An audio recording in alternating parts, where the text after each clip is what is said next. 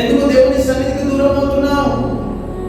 నువ్వు చేసే రహస్య పాపం వల్ల దేవుని మెల్లమెల్లగా దూరం పెడుతున్నావు. గుర్తుపెట్టుకో, నువ్వు చేసే రహస్య పాపం వల్ల అపవాదిగా నిన్ను ప్రతిసారి ఆ రహస్య పాపం గుర్తు చేస్తా ఉంటే నువ్వు దేవునికి దూరం పోతా ఉన్నావు. ఆ రహస్య పాపము ఆయన సన్నిధిలో ఒప్పుకొని విడిచిపెట్టు, నీకు విడుదల కలుగుతుంది. ఒప్పుకొని విడిచిపెట్టు, నీకు రక్షణ కలుగుతుంది. ఒప్పుకొని విడిచిపెట్టు, నీకు పరలోకము దొరుకుతుంది.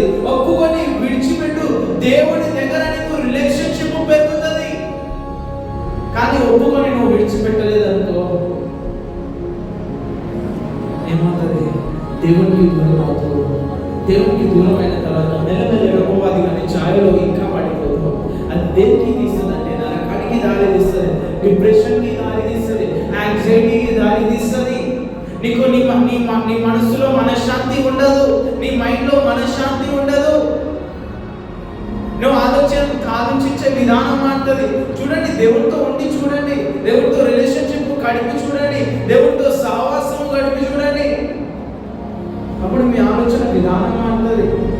నీ ఇల్లుని కడతావు దేవుడు.